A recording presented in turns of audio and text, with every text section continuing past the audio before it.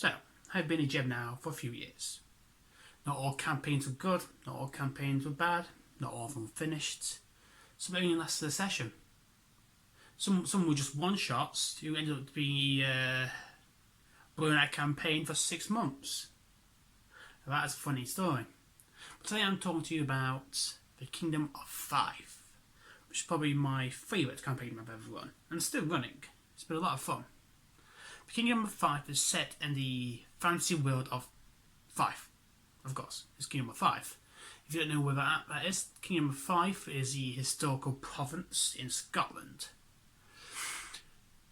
This kingdom, in the campaign I'm running, is the alternative history, per se, where Kingdom of Fife spread to the whole of Scotland, kind of including the Highlands, but I'll get to that later in the story. This was a fun campaign. So, let's talk about heroes. We had 4 heroes to start off with. We had Penum, the not so brave, wise, smart, courageous. I don't think Penum had any good personality traits. He was a coward, but he was fun because of that. He played as a coward at every encounter. If he could avoid a fight, he would avoid the fight. And one thing he about most, and that was making friends. Everything he did was to make friends. And if he had a friend he just made got in trouble, he would do anything to protect him. Then we had this character, Dnd5e, the gnome bard, who played the banjo. I feel like a copyright strike is coming in just from that person's name. He was a very eccentric bard, as all bards tend to be eccentric, and he thought he was the best. Like all bards tend to feel like the best. He caused more trouble than he was worth at times, but he was fun and it was a laugh. Then we had Kaelin. Oh, Kaelin. I feel sorry for Kaelin. I was mean to Kaelin. A lot. But it gave great roleplay. Kaelin was a warlock. A Yuntao warlock, per se. I think it's Yuntao. She had a celestial backing and divine soul, if I remember correctly. I should really look over Kashi again. You know, but now in this campaign where I trust my players to not have to tell me exactly what they're playing, because I trust that everything they're doing is 100% honest, which is nice to have. Patron was a unicorn. Oh boy, when she told me her patron was a unicorn, after I planned this campaign, I was in that GM mode. We think this is beautiful. I can use this, and it will be used. And then we had Banadar, the half-orc paladin from the Oath of Devotion, and from the worship of the great god Mishakal, and from the city of Alba30, the holy sanctum of Mishakal, which she got to go to, in game. Obviously, she's been there as a character, but that was also fun as well. So, how does the campaign start? All campaign starts in the pub, because nothing ever starts a great story like beer or milk, giant's milk. So it was in the pub, or separate parties at the time. And there was the old, crooked sorcerer sitting in the back of the corner. He was leading into his crystal ball. I know, stereotypical, very niche. And this is going off. Dnd5e is giving his best performance. He got nat 20. Of course he got nat 20. He got 2 many nat 20s this session. Not salty, not bitter. And the old wizard / sorcerer, he was an NPC, and never given a proper title. We just referred to him as Aslov. Aslov was an apprentice of the older sorcerer, who recently passed away. The sorcerer, whose name was, I can never pronounce it, Anstrafer. Anstrafer was a bit of a heretic, People didn't believe his prophecies, because in their eyes he was too much of a nerd. Yes, this is that kind of setting where people didn't listen to mages or sorcerers because they was nerds. And nobody listens to nerds. That's the sad political climate for today. Listen to the nerds. Please, listen to our scientists. And so, our apprentice sorcerer sat in a corner at a ripe old age of 60, reading into a crystal ball. And he could tell that his master's prophecy has came true. The dark prophecy nobody wanted to come true. As a prophecy foreshowed that chaos and evil will come back to the kingdom of Fife. And with it is the herald, Zargulfax. Zargulfax was a myth, a legend, something you told your children about to be scared of. You know, nobody actually believed in Zargulfax. Because of this, the kingdom of Fife got lazy. Soldiers weren't trained as vigorous as normal. It was a time of peace, you know. There's been no conflict for 34 years. Why have guards be vigorously trained, wasting resources when they're not needed? So guards are drunks. And some guards thought, I'd rather be drunk and not needed and then be trained vigorously and needed every day. It's a better showing of society. But good men make good times. Good times make bad men. Bad men make bad times. And bad times were coming. Literally in 2 minutes of this prophecy being read. I say prophecy. So, Aslov went outside to see the sky was a blaze of green fire. People took nothing of it. They thought it was just some beautiful astral display by the sorcerers or wizards having fun. But Aslov knew this wasn't true. He went in panic, and he was shouting at people to run. Nobody took him seriously. Fife was a peaceful kingdom. Nobody ever dared attack Fife. But only 4 people believed him. Vanadar, Penum, Dnd5e, and Caitlin. They believed him.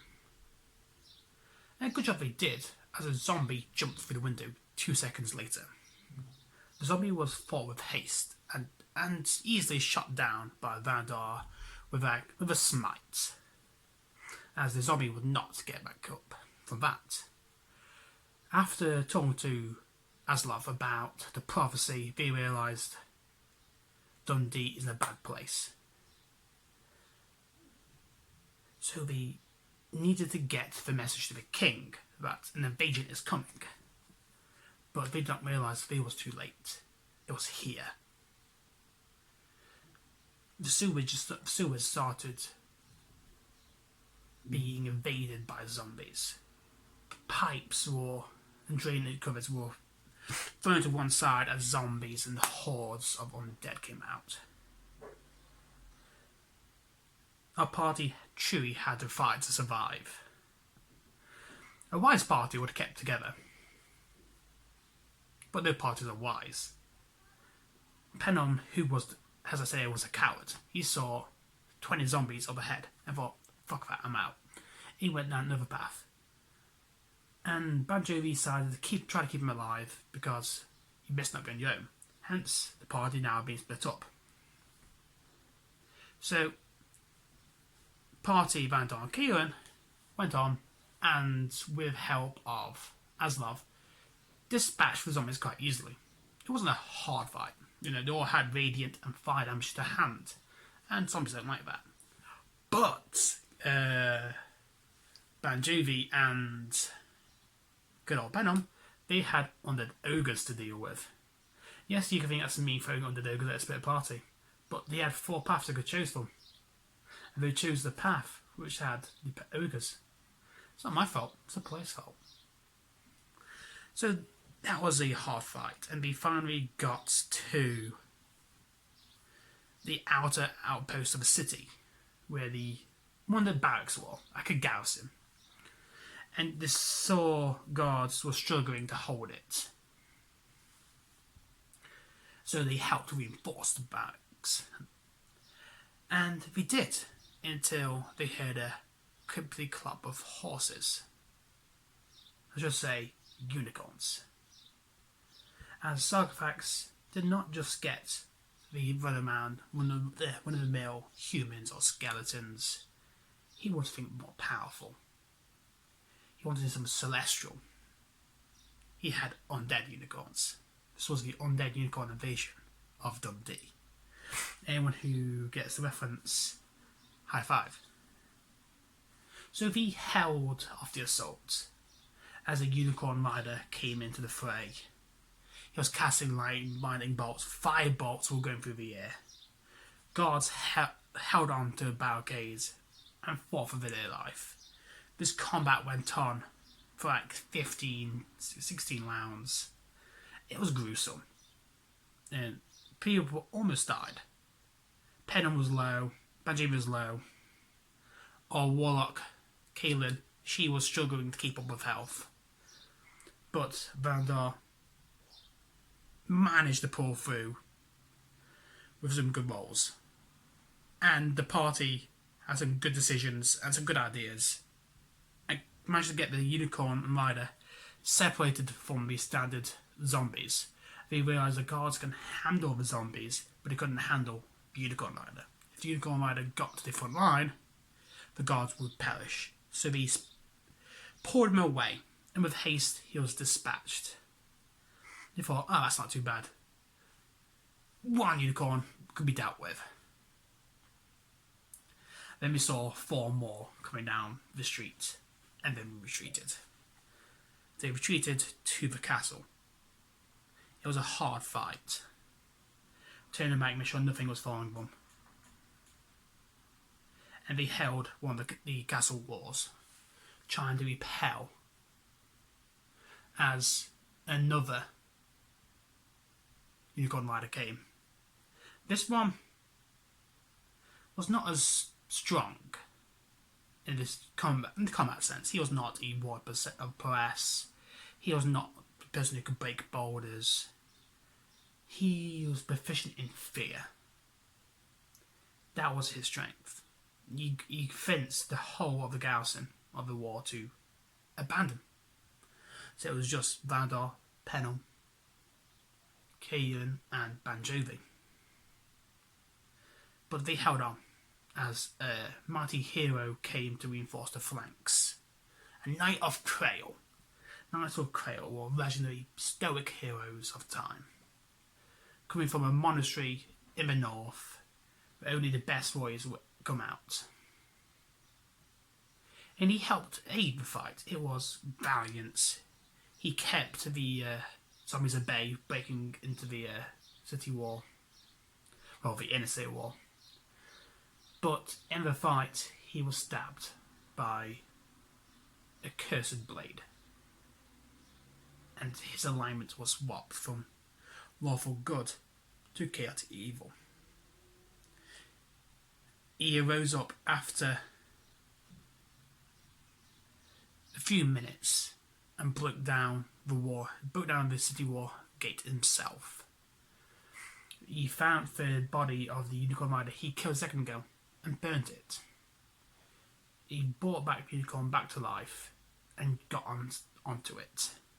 He was now a new unicorn rider with power to rival all other unicorn riders that came before him. So while he was distracted, our party got fucking out of Dodge. They grabbed every single still alive and guard they could and retreated to the castle, where they got greeted by the mighty king of Dundee himself, Angus Fife. He was a stoic hero in nature. He gathered his top generals and advisors, and the party noticed they all was very similar in looks or aesthetics to his party. There was a paladin, there was a bard, there was abomination, which was what Penham's class was. It was nice with the homebrew, and I love it. And we noticed there was a one-to-one similarity. They all passed it off, and it was quite hilarious. And they all believed in the prophecy that five heroes would save the day and repel the attack. But they didn't realise they was the 5 heroes. Our group was the 5 heroes. So they reinforced the city walls. And night came. And dawn arose. They noticed that the king has ordered the city to be razed to the ground. Not a single building can be standing. As relentlessly through the night, treacher base fired into the city, burning the whole city. Every single body which died from the zombies was burnt. They can't be brought back. And the siege of Dundee began. Well, I hope you enjoyed the first part. If you liked it, leave a comment or a like, subscribe if you hated it, or give a comment, a dislike. It helps feed the algorithm. I don't mind which one you do. And if you subscribe, please hit the bell so you get notified when the next video is. Till next time.